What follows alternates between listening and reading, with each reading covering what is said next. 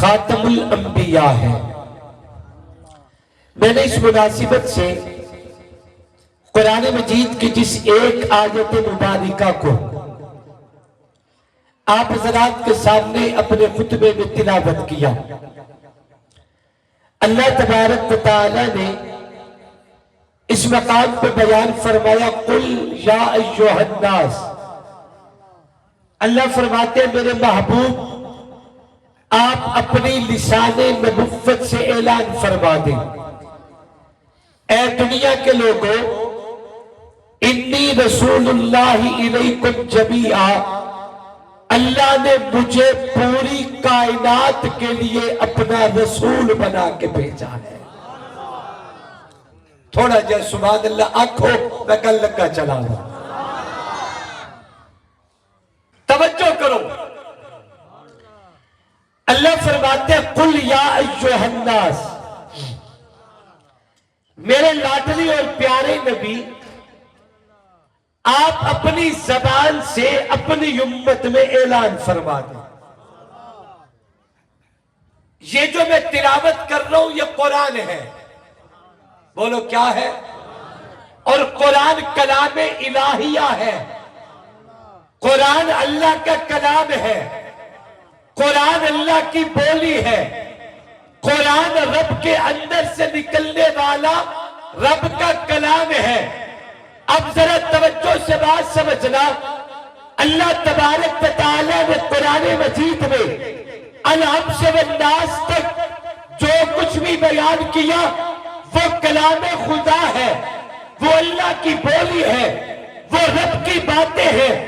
اللہ آپ ہی فرما دے تو دنیا میں کون ہے جو اللہ کے فرمان کا انکار کرے؟ لیکن میرا مالک پھر بھی چاہتا ہے قل، میرا لاڈلا اور پیارا نبی یہ بات آپ اپنی زبان سے کرے۔ قرآن مجید میں اللہ تبارک و تعالیٰ کا یہ محبت بڑا انداز متعدد مقامات پہ موجود ہے۔ اللہ نے اپنوں سے کہا تب بھی مصطفیٰ کی زبان میں کہا، اللہ نے پیغاموں سے کہا تب بھی مصطفیٰ کی زبان سے کہا۔ رب دنیا پہ باور کرانا چاہتے کہ میں رب چاہتا یہ ہوں کہ رب جب بھی بولے تو کلام خدا کا ہونا چاہیے، زبان مصطفیٰ کی ہونی چاہیے۔ اللہ وجہ کیا ہے؟ فرمایا تاکہ دنیا کو پتہ چل جائے رب کبھی بھی اپنی بات اپنی زبان سے نہیں کرتا۔ میرا مصطفیٰ کے ساتھ اتنا گہرا رشتہ ہے، میرا مصطفیٰ کے ساتھ اتنا پیارا رشتہ ہے، میرا مصطفیٰ کے ساتھ اور میرا محمد جب بھی بولتا ہے وہ کلام خدا کا بولتا ہے۔ اللہ جب بھی اپنی بات کرنا چاہتے ہیں وہ بات رب کی ہوتی ہے، مگر زبان محمد مصطفیٰ کی ہوتی ہے۔ میرا پیغمبر یہ بات آپ کریں، توجہ کریں۔ عرض کر رہا ہوں کہ اللہ فرماتی ہے میرا لاڈلا اور پیارا پیغمبر یہ بات آپ اپنی لسان نبوت سے دنیا میں بیان کرے، اے دنیا کے لوگوں، انی رسول اللہ الیکم جمیعا، اللہ تبارک و تعالی نے مجھے پوری کائنات کے لیے رسول بنا کے بھیجا ہے۔ مولانا شاکر بھٹو صاحب، حاجی نذیر احمد صاحب اور یہاں کے دوستوں، ختم نبوت کے پروانوں، قرآن مجید کا یہ محبت بڑا انداز سمجھے۔ اللہ تبارک و تعالی نے میری آقا گر کے پوری کائنات کے نبی ہونے کا اعلان کیا۔ وجہ کیا ہے؟ میرے پیارے پیغمبر سے پہلے حضرت آدم سے لے کر حضرت عیسیٰ تک 1,24,000 انبیاء دنیا میں آئے، جتنے بھی نبی آئے، کوئی خطے کا نبی، کوئی علاقے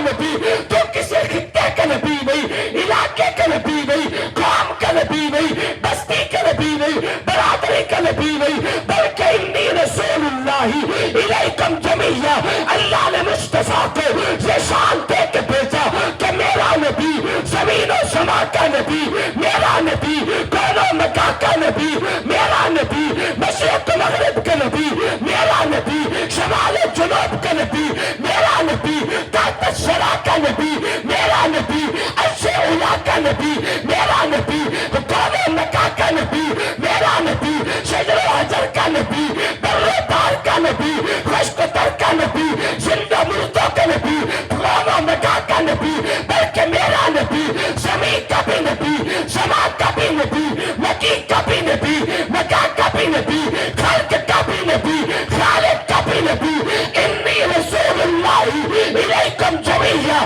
اللہ نے میری آقا کو پوری کائنات کے لیے رسول بنا کے بھیجا ہے۔ اب اگر زمانے میں کوئی قوم آئے گی اس کا نبی بھی میرا محمد کریم ہے، کوئی مخلوق آئے گی اس کا نبی بھی میرا محمد کریم ہے، کوئی زمانہ آئے گا اس کا نبی بھی میرا محمد کریم ہے۔ نہیں نہیں، میں دعا کرتے اور زمین آتے تھا، دنیا نے شایع ویکھیا، میری آقا نے اللہ نے شان دیتی ہے کہ جت کوئی نہیں گیا، اور سال سے بڑی کا نبی بھی اللہ نے محمد مصطفیٰ نے بنا کے بھیجے ہیں۔ تو آنے کے اعتبار سے آقا سب سے آخر میں آئے، مگر اللہ نے امام پوری کائنات کا بنا دیا ہے۔ ایک جملہ کہوں، بعثت کے اعتبار سے تو آقا آخر میں آئے ہیں، توجہ، بعثت کے اعتبار سے تو میری آقا آخر میں آئے، مگر ہونے کے اعتبار سے اللہ نے یہ شان مصطفیٰ کو دی ہے کہ اول بھی مصطفیٰ آخر بھی مصطفیٰ، پہلے بھی میرا نبی، سب سے آخر بھی میرا نبی، بلکہ اس خطے کا ایک قلندر گزرا، دنیا جنہیں مولانا دوست محمد قریشی رحمہ اللہ کے نام سے یاد کرتی ہے، وہ ایک جملہ فرمایا کرتے تھے کہ یہ شان اللہ نے میرے نبی کو دی ہے کہ مقصود میں میرا نبی سب سے پہلے آیا، ظہور میں آقا سب سے آخر میں آئے، اول بھی میرے نبی آخر بھی میرے نبی، مقصود کے اعتبار سے اول مگر ظہور کے اعتبار سے آخر۔ اس کی چھوٹی سی مثال عرض کرتا ہوں، ہے توجہ، پڑھا لکھا زمانہ ہے، پڑھے لکھے دوستوں میں بیٹھا ہوں، توجہ کریں، آپ اگر کسی کاغذ پہ دائرہ کھینچنا چاہیں تو سب سے پہلا کرنے کا کام کیا ہوگا؟ آپ پلکار کی ایک نوک کو اس کاغذ پہ رکھیں گے، توجہ، کاغذ پہ رکھیں گے اور اتنا زور سے دبا کے رکھیں کہ نیچے ایک نقطہ بن جائے۔ اگر اسے دبائیں گے نہیں تو یہ اپنی جگہ پہ ٹکے گا نہیں، حرکت کرتا رہے گا، اور اگر حرکت کرے گا جگہ بدلے گا تو کبھی بھی آپ دائرے کو گول سیدھا مکمل نہیں کھینچ سکتے۔ اسے گول اور مکمل کرنے کے لیے پلکار کی نوک کو ایک جگہ پہ ٹکانا ضروری ہے، ایسا ٹکے کہ نیچے کو نقطہ بن جائے۔ فرماتی ہے کہ جب اللہ تبارک و تعالیٰ نے قدرت کے ہاتھوں سے کائنات کا گول نقشہ کھینچا، یہ بھی آپ حضرات جانتے ہیں کہ کائنات گول ہے، زمین گول ہے، او بیٹھے ہو تو گول دائرہ اللہ نے کھینچا، آپ نے درمیان میں ایک نوک رکھی، اسے دبایا، اس کے نیچے ایک نقطہ بن گیا، اس نقطے پہ نوک رکھ کے آپ نے تارے کو کھینچنا چاہا۔ میں آپ سے ایک سوال کرتا ہوں، جب آپ نے اس پہ نوک رکھی تو نقطہ بن گیا؟ زور سے بولو، نقطہ بن گیا، مگر ظاہر ہوا یا نہیں؟ زور سے بولو، ہے صحیح مگر ظاہر نہیں ہوا۔ ظاہر تب ہوگا جب دائرہ مکمل بن جائے گا، تب اسے ظاہر کیا جائے گا۔ فرماتی ہے کہ میری آقا اس نقطے کی مانند ہے جس نقطے پہ رب تعالیٰ نے قدرت کی پلکار کو رکھا، اور آقا کے گرد اللہ نے پوری کائنات کا دائرہ کھینچا۔ جیسے یہ نقطہ ہونے کے اعتبار سے سب سے پہلے تھا مگر ظاہر ہونے کے اعتبار سے سب سے آخر میں ہے۔ بے شک حضرت آدم بظاہر دنیا میں پہلے آئے، لیکن آئے تو محمد کے نقطے پہ ہے۔ نو دنیا میں پہلے آئے مگر آئے تو مصطفیٰ کے نقطہ نبوت پہ ہے۔ انبیاء پہلے آئے تو میری آقا کے نقطہ نبوت پہ ہے۔ رسول پہلے آئے، جیسے یہ نقطہ ہونے کے اعتبار سے پہلے مگر ظاہر ہونے کے اعتبار سے سب سے آخر میں ہے۔ اللہ کریم نے میری آقا کے نقطہ بنایا، حضور کے نقطے پہ کائنات کا دائرہ کھینچا۔ جیسے یہ نقطہ ہونے میں پائل ہے، آخر و ظاہر ہونے میں سب سے آخر ہے۔ میرا نبی پوری کائنات کے لیے ہونے کے اعتبار سے سب سے پہلے آئے مگر بعثت کے اعتبار سے کائنات کے نبیوں میں سب سے آخر میں آئے ہیں۔